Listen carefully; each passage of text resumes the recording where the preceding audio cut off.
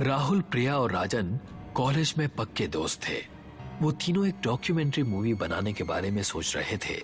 वो वर्ल्ड के top director बनना चाहते थे। रात के 10 बज रहे थे। वो तीनों इस वक्त शिमला में घूमने आए हुए थे और होटल के कमरे में इसी बात को लेकर डिस्कस कर रहे थे। समझ में नहीं आता यार कि आखिर हम किस कॉन्सेप्ट पर डॉक्यूमेंट्री मूवीज बनाएं। अरे यार, बहुत सारे कॉन्सेप्ट हैं, किसी भी कॉन्सेप्ट को सेलेक्ट कर लेते हैं। हमें तो बस एक अच्छी सी डॉक्यूमेंट्री मूवी बनानी है और अपने काम को खत्म करना है। तुम दोनों पागल हो गए हो। हम किसी भी बेकार कॉन्सेप्ट पर डॉक्यूमेंट्री मूवीज नहीं बना सकते, क्योंकि हमें अपनी ये डॉक्यूमेंट्री मूवीज इंटरनेशनल प्रीमियर में दिखानी है। मुझे अपना मजाक बिल्कुल नहीं उड़वाना। तो तुम कहना क्या चाहती हो? हमें किसी ऐसे कॉन्सेप्ट पर मूवी बनानी चाहिए जो आज तक किसी ने नहीं बनाई हो, कोई रियल कॉन्सेप्ट। मेरे दिमाग में एक आइडिया है दोस्तों, पर पता नहीं वो आइडिया तुम लोगों को पसंद आएगा या नहीं। अब ये तो सुनने के बाद ही पता लगेगा कि हमें पसंद आएगा कि नहीं आएगा। क्यों ना हम लोग रियल घोस्ट पर एक डॉक्यूमेंट्री मूवी बनाएं। राहुल की बात सुनकर राजन और प्रिया कुछ देर तक बड़ी गंभीर मुद्रा में राहुल के चेहरे की ओर देखते रहे। अचानक वो दोनों राहुल का मजाक उड़ाते हुए हंसने लगे। तू पागल हो गया है क्या राहुल?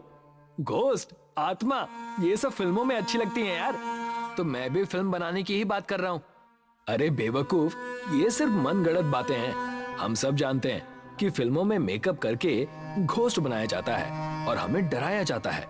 और अब तो VFX का भी इस्तेमाल होने लगा है।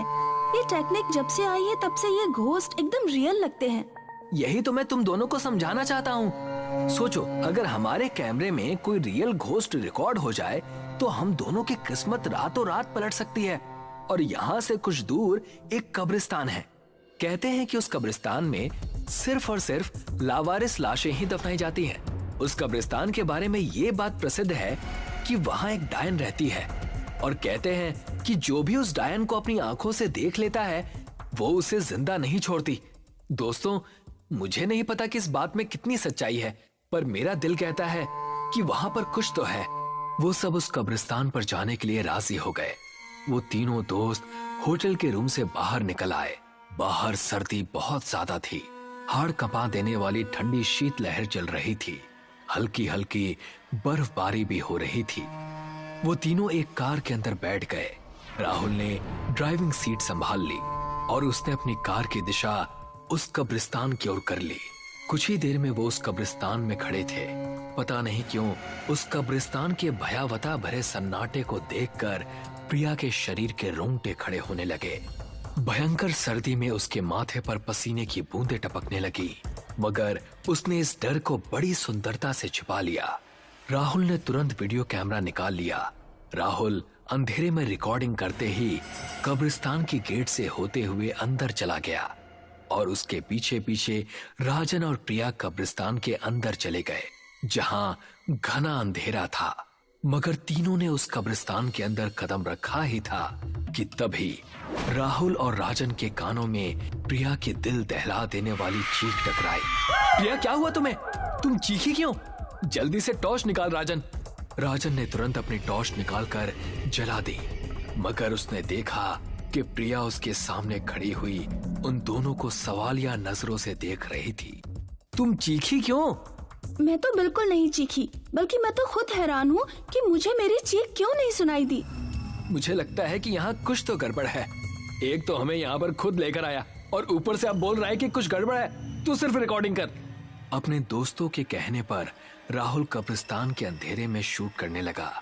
कुछ देर बाद राहुल ने अपने दोस्तों से कहा, ठीक है दोस्तों, चलते हैं। अब तो कंप्यूटर में देख कर ही पता चलेगा कि कैमरे में क्या रिकॉर्ड हुआ है। तीनों अपनी कार में बैठ गए। राहुल के चेहरे पर थकान झलक रही थी।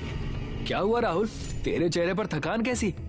पता नहीं क्यों यार, जब से कब्रिस्तान से बाहर निकला हूँ मुझे ऐसा लग रहा है जैसे मेरे कंधे भारी से हो रहे हैं। कुछ ऐसा ही मुझे भी महसूस हो रहा है यार, लेकिन मैंने तुझे इसलिए नहीं बताया कि कहीं तो मेरी बात का मजाक ना उड़ाए। प्रिया, क्या तुम्हें भी ऐसा महसूस हो रहा है? मुझे ऐसा कुछ भी महसूस नहीं हो रहा। राहुल ने तेजी से कार अपने होटल की ओर दौड़ा दी। होटल के रूम में पहुंचकर राहुल अपने लैपटॉप से अपने कैमरे पर की हुई रिकॉर्डिंग देखने लगा अचानक राहुल के मुंह से दर्द की वजह से हल्की सी चीख निकल गई। क्या हुआ? पता नहीं यार, बहुत सा बोझ महसूस हो रहा है, मानो किसी ने बहुत सारा वेट मेरे कंधों पर रख दिया है।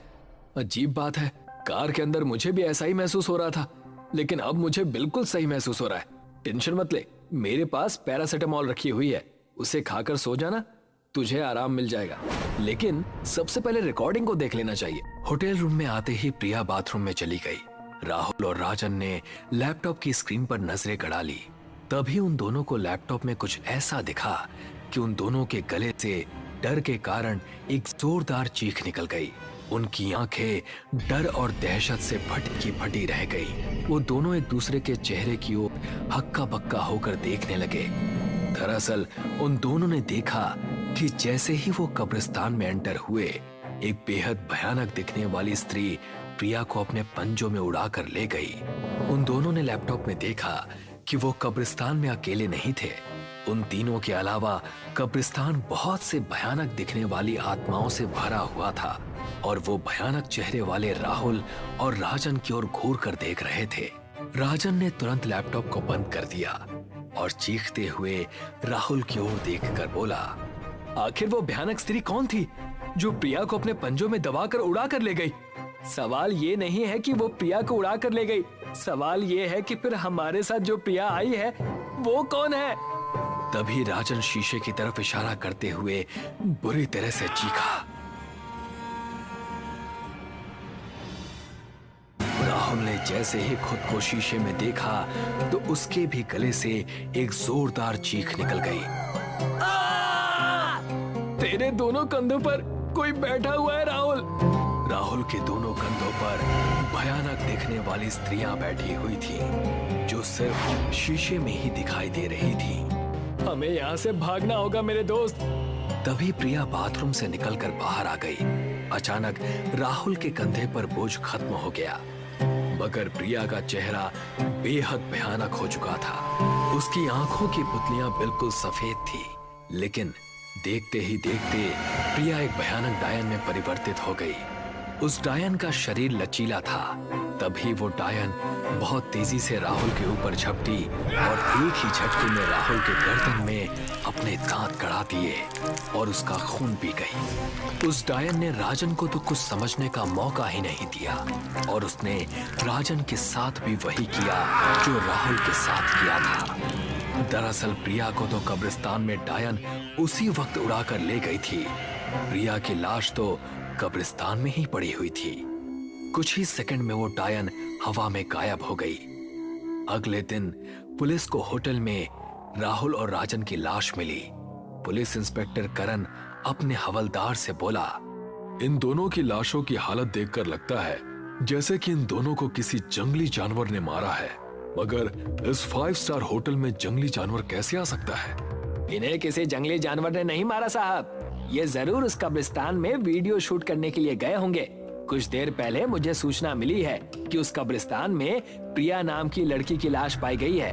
उसके शरीर को भी चीर फाड़ कर रख दिया है। वो इन दोनों के साथ शिमला आई थी। सारा शिमला जानता है साहब कि वहाँ एक डायन का राज है। तुम ये बात दावे से कैसे कह सकते हो?